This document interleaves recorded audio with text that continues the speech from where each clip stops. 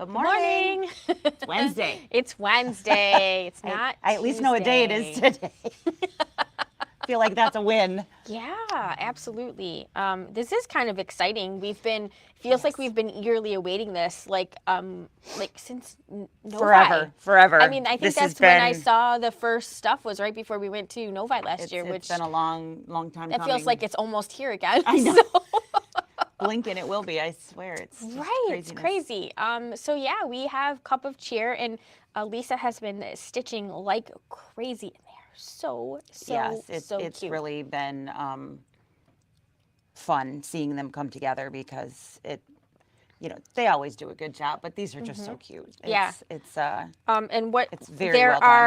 are 91 pages in this book, so it's a really thick book, and we thought maybe if we helped break it into smaller segments that people wouldn't feel like, oh my goodness, what am I supposed to do with this? Because we've been hearing that a lot. It can get overwhelming if you try to take in the whole thing in one shot. Yep. So the thought was, let's not do it all in one shot. Let's break it down into little sections. So we've got a couple weeks that we're going to be doing this, and we'll just do little bits so that it's not overwhelming. Yeah, absolutely. So for today, we have basically getting started. So we're going to talk about the products that you need to have on hand in order to get started. And then we're going to talk about how to start cutting your fabrics and keeping it organized and things like that. So I did a little, well, let's go back to the beginning. There we go. And let's make it so that we're on screen too. Hello. Both of our faces, we're going to have to hang out like this. Okay. So I think that'll be okay. Do you want to come a little closer? You don't mind? Okay. So whatever. Yeah, I'll have this half cut off and you can have that half cut off. It's all good. All right. So basically, you have your stuff. Yep. If you haven't already purchased your Cup of Cheer stuff, you will need an embellishment kit, a fabric kit, and the designs. And just as an FYI, the quilting designs are not included in Kimberbell's book. If you pre-ordered your kits from us, you got quilting designs that we designed together. Yep. And if you didn't pre-order, those designs are still available for purchase. My shoe strap just popped off. Or you can purchase the quilting designs at Kimberbell as well. So then really, I kind of did 8 simple steps. And it's not too complicated, I think, if you take it into 8 simple steps. But the first one is really just gathering your supplies. Yep. So let's talk about those. Can't do anything if you don't have stuff. So let me figure out how to move to that camera. So there we go. Look I did it. All right. Dun, dun, dun, dun. Dun, dun. So there's lots of stuff under here. Of course, I didn't bring a fabric kit or an embellishment kit. That's okay. I mean, that kind of goes without saying. Yes. So the embellishment kits, if you are new to Kimberbell, which we actually have had a few people starting with this, which looking at it all, maybe this wasn't the best starter project. Right. Just because of the amount. But it really isn't that it's hard. There's just so much to it. So if you're new, don't freak out. No, we're going to get you through We're going to get you through.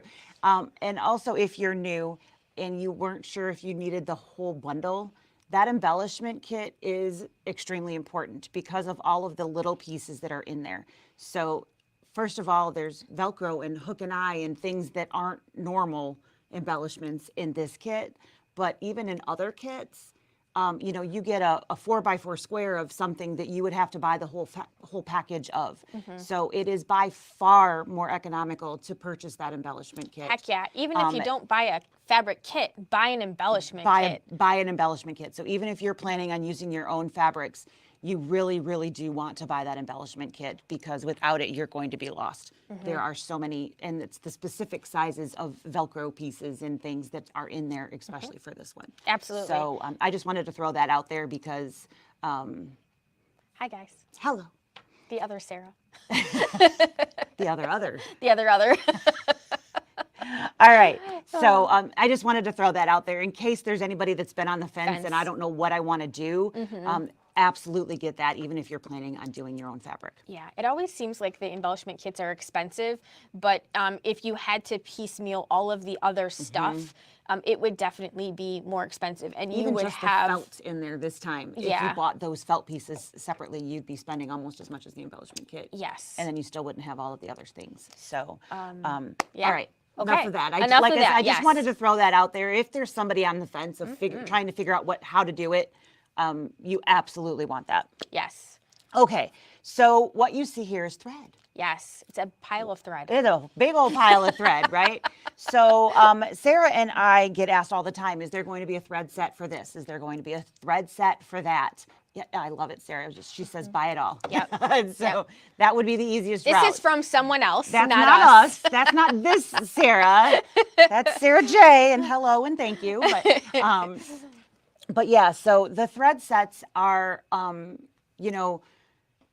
similar for different projects, but there's always going to be different ones. Yeah. So we create them, and a lot of times they have overlapping threads. So we decided to go a different route. So this is our new fantangled, wonderful Yes. Kimberbell starter kit. Kimberbell's essential Yeah. thread set. So this is not deemed per project. Right. This is just a round out piece. These go with like the Kimberbell basics and the current solids. Right. So we went with fabric and matched it versus. So we've got this cute little thing in here. It's called Stitching in Style with SNL. And it comes with 34 different threads. So we've got tons. You want to put that over so we can show the paper or take the paper out? I just was trying to show the top. Now I'm going to flip it over and leave it over. All right. So the colors are all in here, and everything I used except for one spool. And I could have used what was in here. I just was.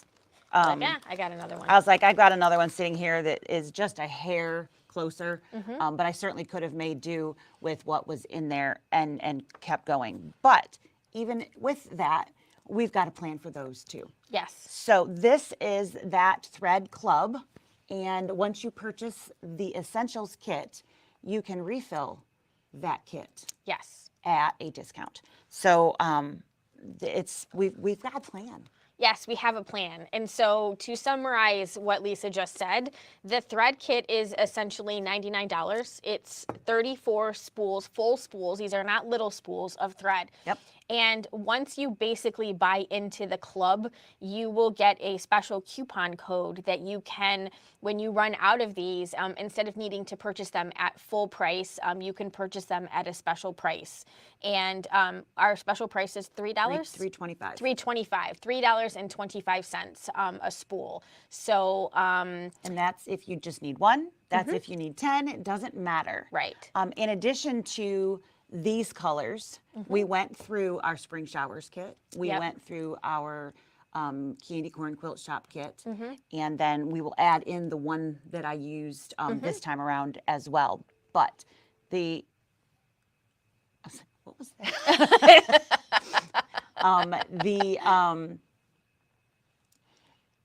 The thought process is you can refill any of those colors at that discount. So if those colors weren't in here and you needed it, that color would be in a list that you can get very easily from a download, and then use that code and get that discount. So So additional colors that are not in this, in the essentials, but that go with the corresponding quilt kits. Yep.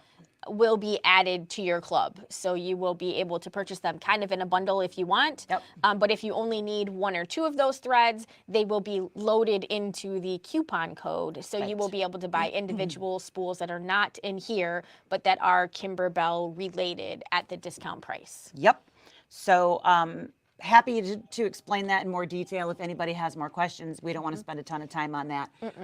But of course, thread is important, and the right thread is important. So we've got it coming in this cute little organza bag, which you can keep everything in the bag, or you can sort it into your regular thread stuff, because we have printed out a list of what those colors are. Yep. So you can manage that at home however you would like. Yes. So that is thread. So of course you need to make sure that you have the thread. Yes. Very important. Okay, so the next things that you would need, and we just were going to go through this. Yeah, That was I your didn't thought, put right? in. Yep, I Okay. didn't put. These are just the things that we used. So the Easy Tea stabilizer. This is the pre-shrunk, made by Heat and Bond, and this is our favorite. Both of our favorite. It's all her fault that I use it, but I'm glad. So Yes. it's okay. I won't get mad at her. I won't blame her for this one. And we don't want to say that we don't love Kimberbell stuff, because we Nope. do. But honestly, this is better. The pre-shrunk aspect of this makes everybody else's a step behind it. Not that it's bad, it's just a difference. And if you're going to use those that are not pre-shrunk, you want to shrink it before you put it into your That's right. project. Great, where- great fusing ability to this as well. It Absolutely. fuses well. It just, I mean, one little touch and boom, it's there. It's so fast and Yep. easy. It's wonderful, wonderful. So this is available in black or white. I used white. It's what I would recommend because of the lighter color of most of the fabrics. And it's available in 2 different sizes. This is the 60 by 72. It's also available in 14-inch by 25 feet? 25 feet, I Yeah. think, is what it is. They're the same price, and they're Yeah. really the same amounts of stuff in each package. They're just packaged differently. So a different cut of it. So I think you prefer the larger piece. I prefer the 14-inch piece. But Yeah, it really just depends on the size of the pieces what that it is you're that cutting. you're doing. Right. I do use my larger hoop a lot, and that 14-inch piece doesn't quite get on to my piece. Right. That makes sense. Connie, I apologize. Are you asking, she asked a price. Is it a price for the Easy Tea? If that's the case, it is $21.99. And if it was the thread, it's $99. Yes. So those are the 2 things that we've talked about. So both are available on the website. So the And the website address is scrolling is at the scrolling bottom. right down there. I'm sure you guys are all surprised, right? So other things that we have here, I'm just going to roll these. Yep. Oh, this is the batting. This is a nice 80-20 blend. It's white. It's a little bit more economical than using the Kimberbell batting. It's thin. It works really great. It is $14.95. This is a crib size, which is 60 by 46. So it's about the same quantity. Again, the Kimberbell one is, it's a specific size. This would allow you to cut a little bit more efficiently, use some bigger pieces, and so on and so forth. You can use, of course, the Kimberbell product, and we do use it. But we do want you to know that there are some other options for you. Other things are available. That's right. And just because it's a Kimberbell project doesn't mean you have to use the Kimberbell stabilizers or whatnot. Right. You can sub in whatever you have at home or these items that we're talking about Yeah, here. just giving you some equivalents. Some other options. Yes, for sure. Because we already know you know about the Kimberbell stuff. And we have the Kimberbell stuff on our website as well, so you can pick and choose what you would And like. in stock. And in stock, yep. So that is here as well. So this is great. This is actually what I used. So this is what's in mine, or the stores, I guess. Yeah. For better description. All right. So the other things that are going to be needed. So stabilizers are the base of everything. So you do not want to skimp on your stabilizer. Make sure that you are using the right amounts and make sure that you think about what you're doing before you do it. So, and this will make sense in just a second. So there are a couple places where it tells you that you need to put a water soluble on top of something. This is going to be like a pocket or something that your foot could get caught on. And this is the solution to keep that from being an issue with your foot. Super easy, very inexpensive, and it works exactly like you need it to for this project. This is a topper, this is not a base. So this is going to go on top of your project, and it's used in this situation for keeping your foot out of pockets is where it's coming into play. So there are many wash away toppers out there. This happens to be the OESD one. I think price point wise, this is probably the better. It is the least The expensive. least I feel like it's expensive. like $10. But it is the least expensive, but they're all really, really close. Yes. So, and they have slightly different shapes. So, Sizes, this one yeah. is 9, I think, or something like that. I can't remember what is it. 8. 8, 8. yeah. Some of them are 9, some of them are 12-inch rolls. So they vary a little bit, but they're all pretty much the same quantity and dollar amount, very roughly. So you will need some of that. If you already have some at home, great. But you want the topper, not the stabilizer. Yes. Okay, because that's going to just tear away nice and easy from your stitch when it's done.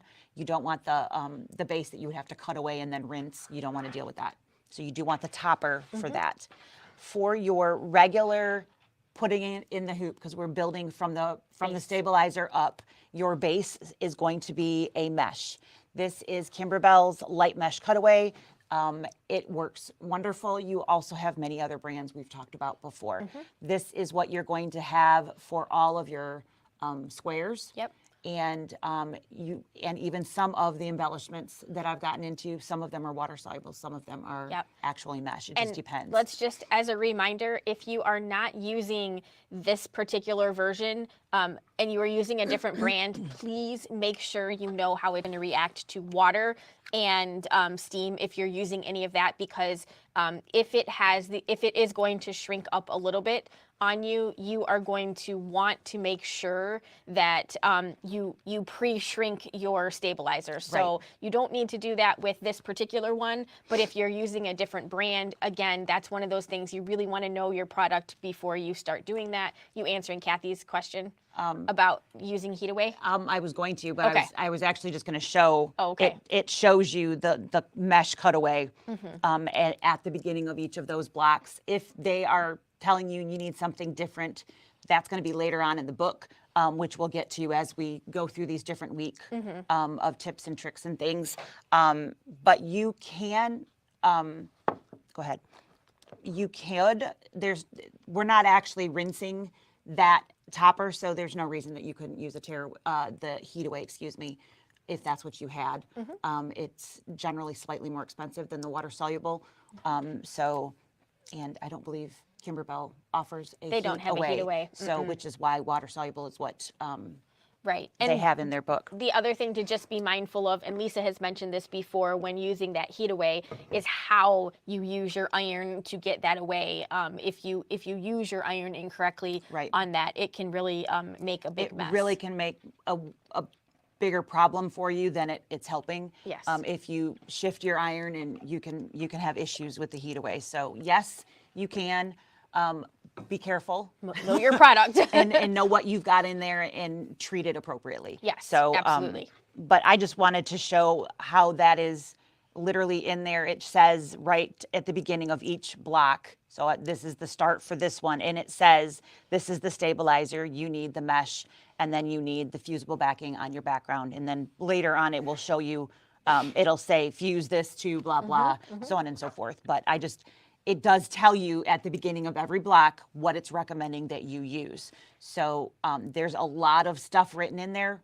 Read it. It's a lot of words. It's a lot of pictures. So the other thing is theirs is not fusible, and that is what we recommend for this. You don't want to use a fusible because you're going to be using irons. It's going to get and you're going to end up with a mess. So even later on, when you're cutting things down and you're pressing open seams or whatever, if you have a fusible mesh and you've flipped it the wrong way, you're going to have a disaster. So it's much easier if you just don't put fusible in there. Yes. And then you don't have to worry about which side is up and am I going to hit it with my iron. Right. So highly recommend the non-fusible. Yes, non-fusible. So, non-fusible mesh. And then, as I said, some of them are going to tell you that you need the wash away. And Washaway is again available in many different brands. Kimberbell's, this is it's not our price, it's their price, Right. because that's in everybody's price, for the Washaway stabilizer. And that's going to be for your pieces that you're adding on top. So you're going to have water soluble so that you can get rid of it and then place a piece in. So you're going to a small piece, get rid of the stabilizer, and then put that piece into another part of that block later on. So there is quite a bit. Hello, Miss Karen. So the other thing is, it doesn't really tell you that you need this a lot. There is, I think, one thing later on that it said to put tearaway in, I feel like. But I used tearaway on some of the stitch blocks. This is heavy tearaway. This is not something, this is the heaviest tearaway you can get. It is fantastic. If you don't have this, highly recommend that you get a roll.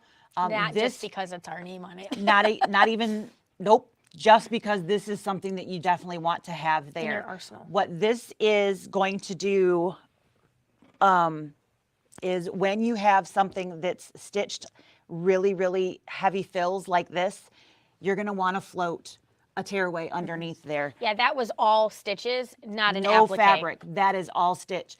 And there is a lot of heavy stitching on 4x4 sized blocks. So I highly recommend that you have that so that you can float a piece underneath of those. It does not tell you to do that in the instructions, but I really, really recommend that you do. There's a lot of those. Yes, ma'am. So that is something that we dry mouth this morning. typically float underneath our hoop.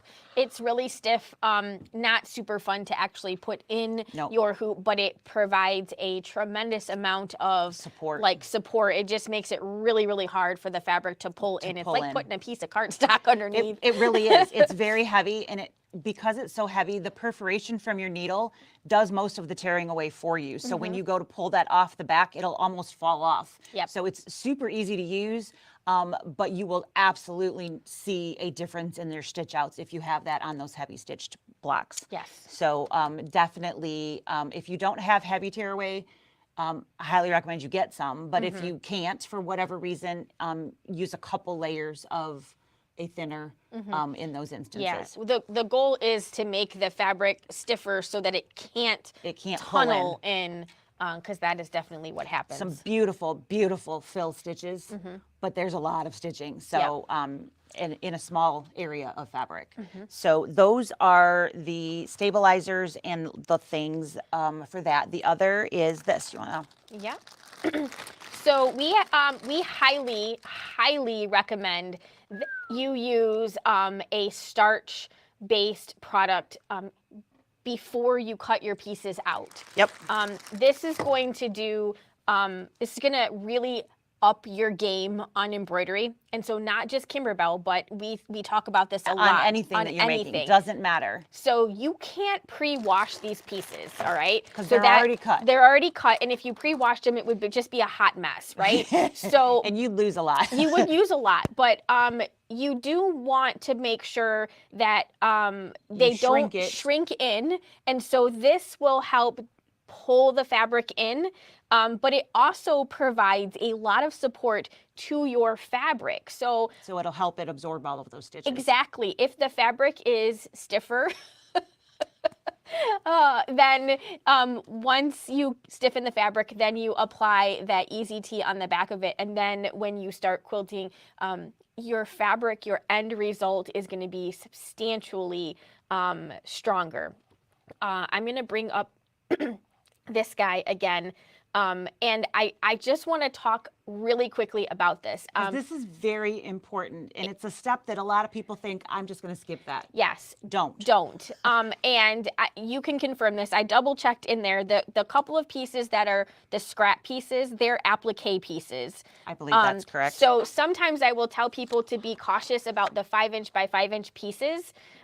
because if they shrink up, you can't get like 4 2.5-inch pieces out of it. But all of the pieces, Yeah, they're not. Are being used in applique pieces. So that is the that's the mug, cup. and then these are the wheels. Yep. So it's okay if it is. shrinks up a little bit on you. It is perfectly You're fine. gonna be fine. Yep. The other thing that I want to mention, I watched somebody on YouTube the other day doing this. So they starched their fabric and then they just ironed it like crazy. And what happened is the fabric actually got bigger instead of smaller because it's wet. And so then they still had a problem with it, but 4.5, it won't shrink up a half an inch. Yeah. So be mindful when the fabric is wet that you want to press down on the fabric. You don't want to smush it. You don't want to try to re-stretch it out to be the size that it shrank up, because that would eliminate the whole purpose of this. So you want it to shrink up. That is what it's supposed to do. You want it to do it now and not later. And then just be mindful of what your iron looks like, because you can get a little bit of residue on the iron, which could transfer to your fabrics. And it's always the white fabric that you happen to have underneath there when it decides it's going to transfer. It absolutely. So pay Not attention. Not going to do it on the navy blue. No, pay attention to the iron. And I try to spray on the back and press from the back, just in case a little bit of that happens. But those are the things that you want to just be a little bit cautious about while you're working through these things. And I can't stress enough, this is really going to, again, up your overall success for this by preparing your fabrics ahead of time. Absolutely. It really makes a big, big, big difference. That is not the button that I wanted. Okay, so what do we have next? Oh, I'm going to bring that one back up with this. There we go. Look at that. So if I just keep pushing buttons. Now you have all of these things. Yes. And so you've got this pile of stuff. Now we're do I going to do start with you doing something with it. Yes. So if you want to, wherever you're at, take a screenshot of this chart here, this is going to help you. So either whip out your phone and grab a photo of that little chart, or take a screenshot if you're watching on an iPad or a computer or whatever. Take a picture of that chart, because that chart is going to be used for multiple things. Yes. So you've got interfacing, which we are using your EZT, all right, or Kimberbells, whatever it is that you're doing. Just remember to use it appropriately for whatever brand you're using, and you are going to have batting. So those two things are going to need to be prepped for all of your background pieces. So what you see is 6.5 by 4.5, 6.5 by 10.5. Those are all background pieces. Yes. And there is a number of how many, oops, I guess it's the other way. It's okay. Fusible backing, batting, they match. Does that make? I wrote the chart. So 8.5. It doesn't really matter in this instance if it's 6.5 by 10 or 10 by 6 or whatever. Is that what you were looking at? I was pointing and I realized I was pointing. Oh, to the wrong direction. I was like, I'm not sure what she's talking about. Yeah. So essentially, what I did was I gave you. There's no cut sheet for pre-cutting. For pre-cutting your batting or for pre-cutting your fusible backing. Yes. And you will need to cut both of those for every piece that is a background. And then for the batting, you will need those also for the filler blocks, which we didn't do, but that's right. Maybe we can work on that. There's a lot of those. We'll do filler blocks next. Because the Kimberbell instructions don't really have you, they have you piecing it a little bit differently. But these are for the backgrounds. So it's a good way to get these started. This is what you need to actually start doing the quilt. Yeah. So this is where you're going to want to have, and I did this because if you are with the fusible backing, you need to start regardless. Yes. You have the option of taking your batting and taking squares off as you go, but it's very cumbersome to be dragging around a large piece of batting to throw that under the hoop. It's so much easier if you just have a stack and it goes with each individual piece. Yep. It's so much faster, and for the few minutes it'll take you to do this, it'll save you a lot of time later on. Yes. Definitely worth it. So this chart is telling you what sizes that you need And the quantity column is how many of the background pieces there are in that size. Yep. So So- you need 11 8.5 by 8.5 fusible backings and 11 7 by 7 battings. So in that 8.5 inch, it's going to finish 6 by 6. So the actual quilting block would be that 7 by 7 is going to give you an inch overlap all Yep. the way around there. So we're not wasting 2 inches of batting on every one. So that's why the batting line is different than the fusible backing side, because you want fusible backing to go all the way to the edge of your fabric, where the batting, you It's going to only give you need that, it, and it's going to give you that placement. and it is going to give you that placement if you are pre-quilting. Yes. So we will talk about the filler blocks next, but these are going to go with these pieces, and you can get those straightened out. So again, this is going to give you a big leg up on these Yep. parts. And in my book, how I went through it, I actually highlighted anything that was a background piece. Yep. And so I literally, where's my page? So you can see up in that corner fairly well still that those are yellow. Yep. All right. I went through, and anything that said background here, I went through and highlighted. So as I had my pile of fabrics, I knew, okay, out of this pile of this color, these are backgrounds, because my brain already knew that, because there's 4.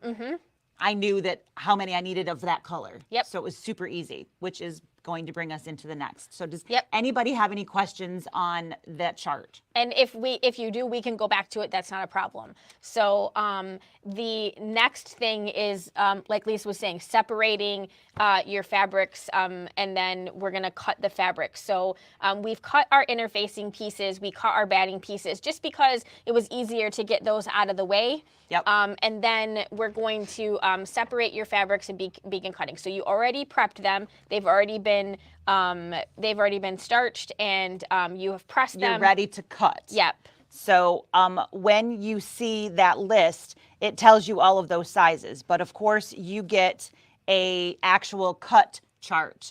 They will tell you if it's a directional print. So you'll know if you need to make sure that the pieces are going up and down or side to side, or the stripe is going which way, based on, like for a house block, one of the backgrounds for one of the houses piece, you have a roof and you have a base of the house, and you want to make sure that your 4 by 6 top isn't got horizontal lines.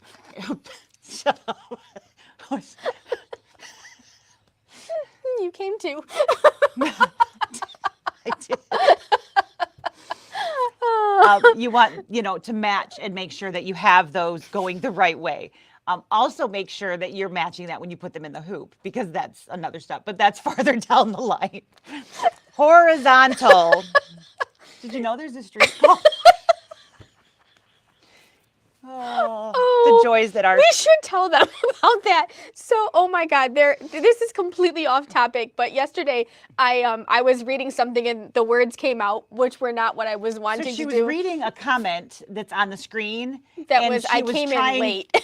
That said, I came in late. That is exactly what the comment said. And she was saying that the hoop, that we were trying to say that we were putting the hoop back in the machine.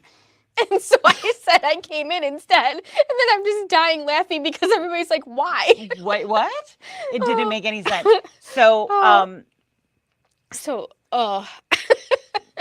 this morning when Lisa was just talking about lines, right? So we have a new employee here. you guys and- might have met her. Yes. She's a lot of fun. Oh my God, she's so fun. But she was talking about Huron Road, which is a road here that is. Right, there's Huron Parkway right up here, which she was asking the question of, is it past that road or Yes. before that road? So she was trying to get, because she's just recently moved back here. So she was trying to get her bearings of, where this place was at. Was it, do I go past? Or Right. is it, if I hit that road, have I gone too far? Yes. And she goes, well, is it past or before Huron? And I went, what? So now we just can't let her forget that. So No. I said horizontal, and I said something else, and so it came out wrong. And that's where both of us are giggling because I said horon. So there you go. Yes. So now, Now you know why we're giggling, That is because why we it's can't. oh Lord. Oh, So okay. horizontal lines Lines matter. on the fabric, not horon. Right. Horizontal on. On. That's where I was trying to go. So you've got the diagonals in some of these prints. So again, make sure that you're paying attention in your book when it says directional, that you're cutting those in the right direction. Yes. But you will already have the starch in before you get to this part. Yes. So do not start cutting because you get your kit and you're so excited. Don't just rip it open and start cutting. No, do the prep You work absolutely first. want to prep that first. Yep.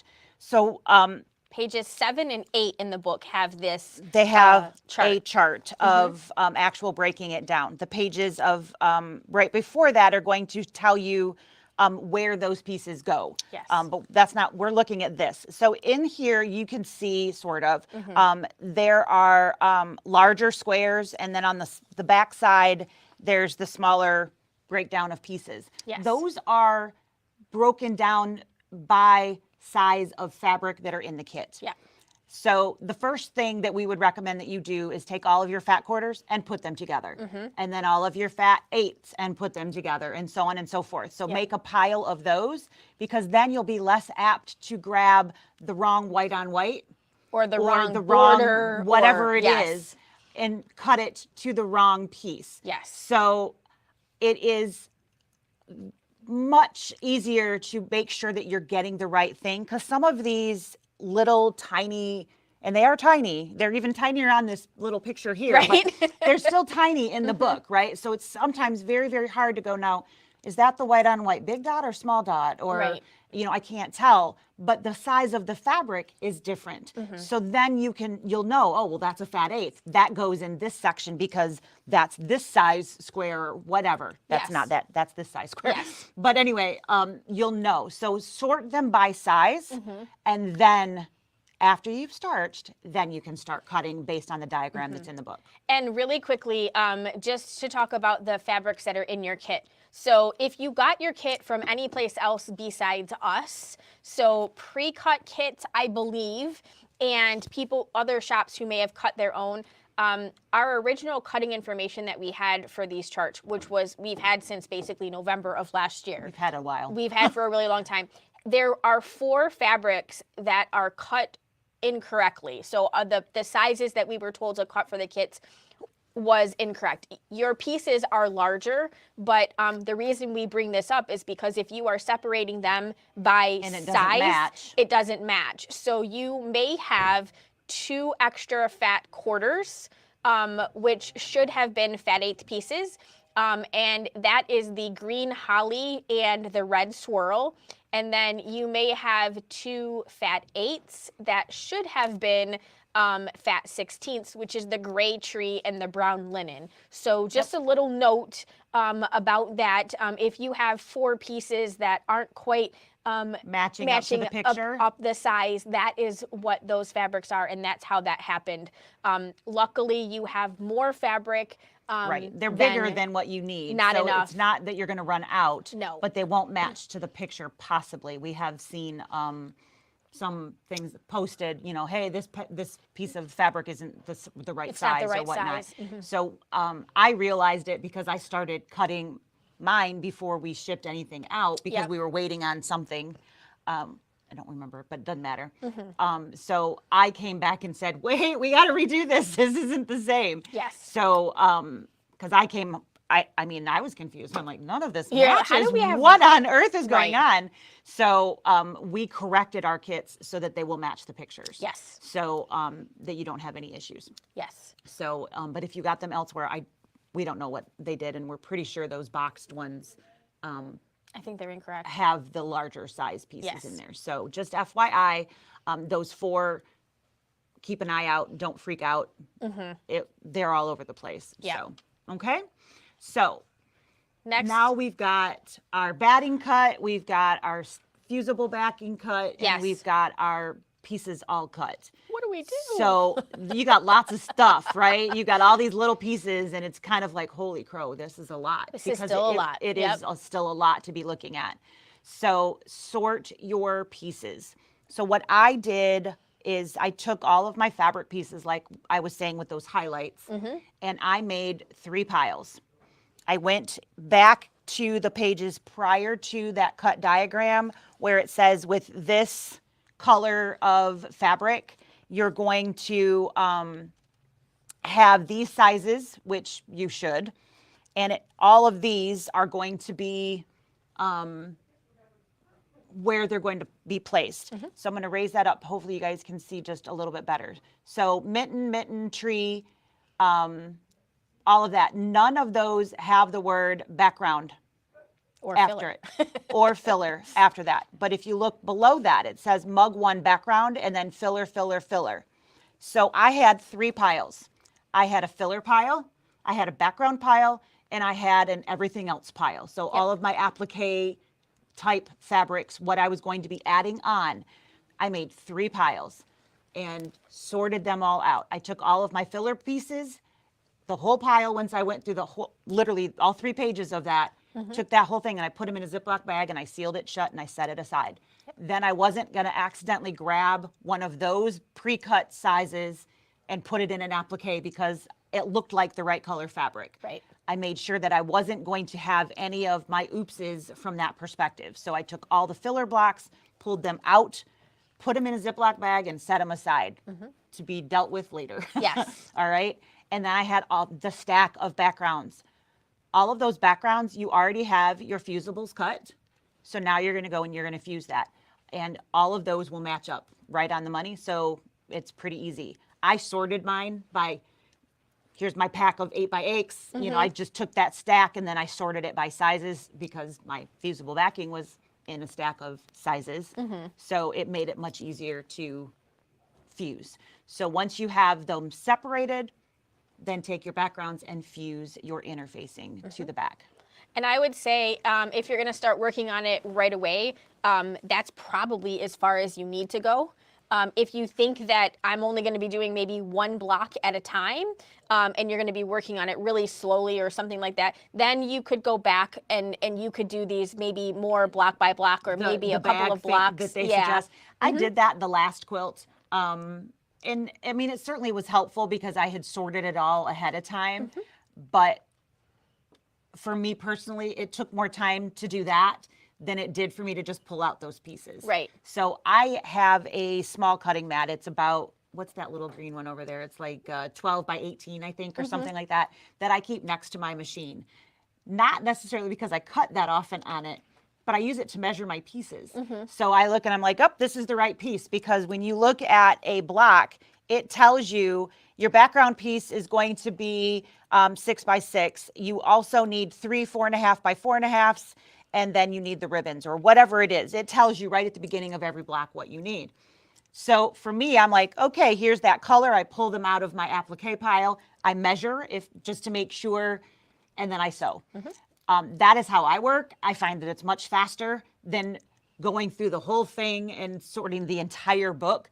There's a lot. You would have so many bags. You would be sorting through the bags, Right. trying to find them. So this I found personally for me to be faster. So I just sorted them by type, and then I just pulled out what I needed per block when I got there. Yep, good tip. So by bare minimum, do your 3 piles that will keep your fabrics sorted and help you prevent from using a filler block piece, because it would be really easy It is very to use a filler easy block too, piece. because some of them are very small and they look a lot alike because they're going to be similar to the fabrics that we're putting as, you know, I don't know, a mitten cuff, or, you know, there's mitten cuffs that are also, that same fabric is also used as filler blocks. Yeah. So you want to make sure that you've got them separated out and don't accidentally grab the wrong one. Yes. And then you will want to make sure that you work with your embellishment kit as well. So once you've got that part, you're going to want to get your embellishment kit set up. And again, there is a page for you to do the cutting information on there. I'll slide over so you can see that a little bit. So there's the So embellishment. that, and you'll notice that there's a lot more embellishments in the list than there is a cutting diagram for. And that's because you don't have to cut a lot of those. So for instance, there is the stocking fabric. You've got 3 different colors for each of the stockings. That's the only thing that it's used for. So there's nothing that you need to cut. You just have this large piece of foam that will cover that, and the excess you can either throw away or try to keep the scrap or whatever you do. So these are the only ones that are subcut down in there. The other thing that we talked about was on that page was the Yep. flexi foam. And your flexi foam, if you are purchasing a kit from someplace, unless they included it, it isn't in the embellishment kit. So you did get it with us, but it's a good large chunk. it is. So the way that ours were cut weren't necessarily 14 by 20. So I, like that 4 by 4, I ended up cutting over here because it wasn't as tall as I needed it to be or something. I don't remember, but you have plenty, like way more than you need. So it might not look exactly like that if you got it from us, but you will have more than enough to get all of the cuts that you need. And you will be needing that foam as you go through. Yes, for sure. Absolutely. So cutting the embellishments. And this is probably still going to take you a couple of days. Yeah, no, and really, This is not unless an hour. This is not like an hour project. Absolutely not. So, unless you like spend a whole day, then you could finish it in one day for sure. But if you just are, I've got an hour, between dinner and whatever, or before dinner or whatever, it's going to take you more than one sitting to get through all of that. Just FYI. Yeah, you can break them down into, like, I'm going to do my fat quarters today. I'm going to do Yep. this piece today. Absolutely. And that will get you through there. And then the final 2 things are loading the designs on your USB stick. You've got the designs from the CD from Kimberbell. And then if you are doing block by block quilting, you will need to get your quilt designs on a USB stick as well. Quilt designs are not included in any of the Kimberbell patterns for her bench pillows or her quilts. Just as an FYI, they're always sold separately. Right. Anytime we do a pre-order here, we always include that. Anytime you pre-order, we gift you quilting designs. They are not the same quilting designs that you get from Kimberbell, but they are designed specifically for the project at hand, so they will match. And we've been giving you with and without The batting placement lines. So if you wanted to use them later on for something else, like with your clear blue tile. Yeah, or something you like wouldn't that. have to delete those things or fast forward through those things. So that is a possibility. And just a quick reminder about copying and pasting a design. If you're using a Brother or a Baby Lock, you need the PES files. But there is a spot in the book and basically every place that does warn you about opening these designs in software. So the reason that they do that is because traditionally when you open a design and then you resave a design, software innately wants to make this. They want to change it. Right, right. And so sometimes they will combine designs. So if I'm digitizing a design and I have 3 steps and maybe I inadvertently make those 3 steps black, even though in my software they are 3 separate steps, when you get it, yeah, and you save it, someone else saves it, it may combine those 3 black colors into one step, which means that your placement, your tack down, and your cut line doesn't stop. It just keeps going around and around and around in circles. So if you open it in software and then it does something weird for you on your sewing machine, it is likely because the software changed it ever so slightly. Right. So if you can just copy and paste those designs, you will not run the risk of having that happen. Right. And there is no reason to actually open the files. No. There's nothing that you need to do for them. All you need to do is take them from the CD and put them to your USB. Mm-hmm. There is absolutely no reason for you to pull them through software to do that. Yes. So I know that there are a few people that think that's how they save save to a USB. We've run into that before, which is why we're saying all of these things. So just that copy and paste means you don't need to do the opening in the software. No. And Lisa was mentioning today how the designs are on Organized the on the CD. because there's so many designs. Keep that in mind when you are loading them on your USB stick. Oh, sorry. I don't know where that came from. I thought you were going to cough. It's like, ugh. But yeah, the sections are in here as well. So like the first section in the book here, it says applique block. It's fine.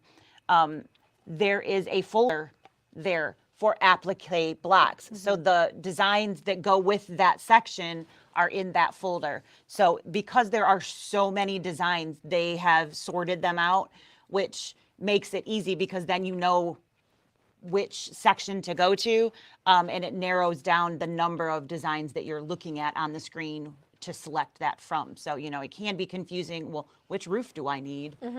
But at least there's not, the 100 designs in a whole thing that you're trying to sort through. It's that section. So pay attention and see which section you're working in when Absolutely. you do Yeah, too. pay close attention. But I would recommend leaving them in the folders because it will make it easier for you to Unless locate for them some later. reason your machine does Unless not you like, can't read folders, of course, and Yes. then you would have to take them out. But I would, if you have the ability to use folders and your machine can read folders, I do recommend leaving them in those. Yeah, It'll make it a absolutely. lot easier as you're going through. And we will be back next week, Wednesday morning, probably same time. Yep. And we're going to go through the first section. So we're going to talk about pages 12 through 31, which are the basic applique and the stitched blocks. So we will demonstrate how to do a basic applique. We will talk about whether or not you are doing block by block quilting or not block by block quilting, how to get What your it would fabric. look like and how in to your prep hoop. and how to start either in both of those ways. Yep. And then we will move into dimensional blocks and house blocks in the preceding weeks. So we'll get a little bit more complicated. So get your fabrics ready and start looking at pages 12 through 31 after you've done that. We'll walk you through those We'll next walk week. you through those. And if you have any questions, if you start doing some stitching, make little notes and we will be happy to address those. Answer whatnot. Yeah. So And if I've got all of mine trimmed. She so does. I started sewing them together, but I didn't get very far because I got tired. Yeah. If you need anything that we talked about today and you, for some reason, cannot find it on the website, feel Just free give us to a buzz. give us Yep. a buzz. You can give us a call or you can email us. We'll be able to take care of that for you. And I think that's it, right? I think so. That should set you up, that's your homework. Yeah, that's your homework. Really quickly, Sarah said yes, she worked through the book and that's I kind of did. the order that we're going to talk about. And part of what I like, they started with a little bit easier, and then it got progressively more involved. Not that it got hard per se, it's just there's more steps as you go through the book, and you kind of learn how they're doing it as you go. So I would recommend starting at the beginning and working your way through. Don't jump to the back. Don't overwhelm yourself. Start at the beginning and work your way through, and then you'll be following the same path that we are. And I think that would be personally what I would recommend. Absolutely. All right. Anything else? I don't think so. The only other thing is if you got your kit from us, I have been sending out colors of what I used per block. If you don't have that or you don't understand it, let me know. I've got a few more things to add, so I'll be sending out another one probably today. So I have a few embellishments still to stitch, but I've got everything else done. So I've got a few more things to add, so you'll be getting another updated breakdown. So We had a couple really quick questions come in after that. Connie asked, have you ever used a scan and cut to cut an applique? Well, yes, we have used a Of scan course. and cut. We did not use them I didn't for this project. It's not that I couldn't have. They certainly provide you what you need, and I'm certainly adept at cutting that. So For me personally, it's faster for me to just cut what I need than it is for me to go to the scan and cut the file, come back over, so on and so forth. I know that I'm a fairly good cutter personally, so I don't have wispies and whatnot. Some people really struggle with cutting, and if you are one of those people, by all means, use your scan and cut if you have that, because it's a great tool for that. For me, it's faster to just cut, but so in this kind of a project, I don't generally use it. And there won't be, all the pieces will not be in there for you to cut. No, because they don't, anything that's a raw edge, they don't usually provide, because of course that needs to be slightly outside of that line. So anytime that's a raw edge, they're not going to have a SVG file for you. So. And Kathy asks, I have the quilting designs, are you using them? We are using our quilting designs and I used a use couple smattering of random Kimberbell, ones. but we are not using all of Kimberbell's in there, because Not even close. we did design them for this quilt. So, Yep. And in the email that she is sending out, she is letting everybody know what design she Right. used for So her quilting. at the as beginning well. of the mug block, it would say 6x6 cups.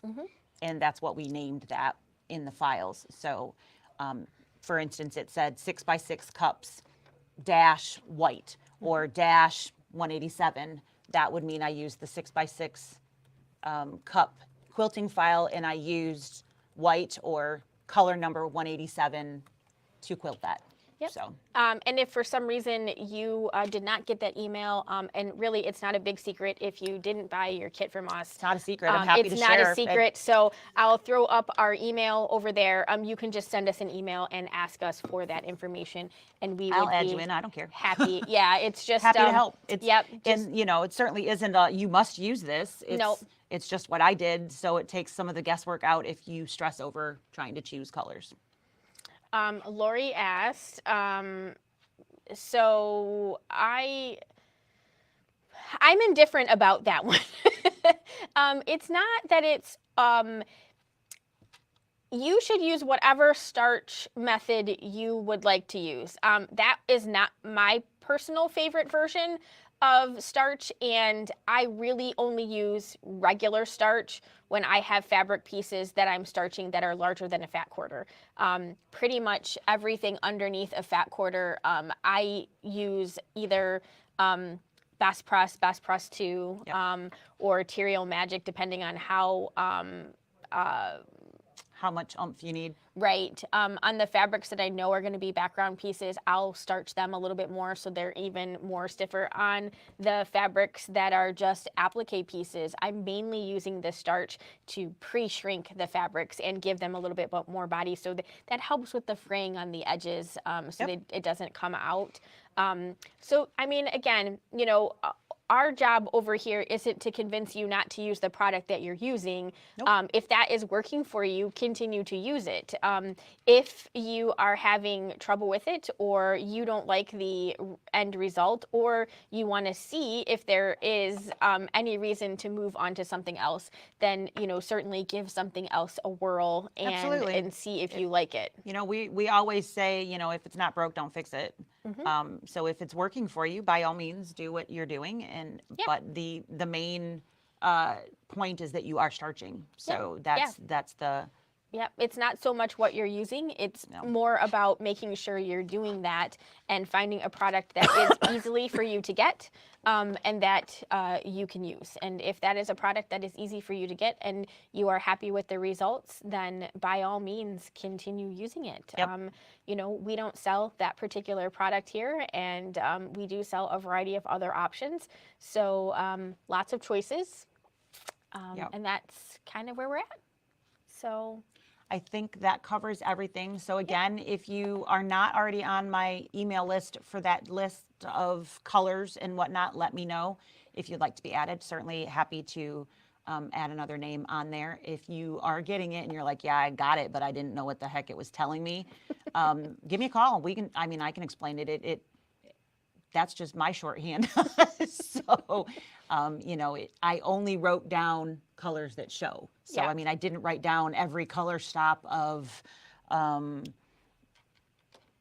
the placement line and because it doesn't matter. I only wrote down the colors that are going to actually show up in the final block. That's all that's on there.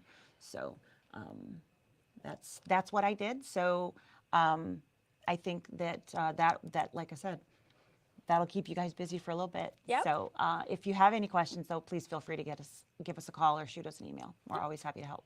So have a good one. We'll see you next time. Bye. Bye.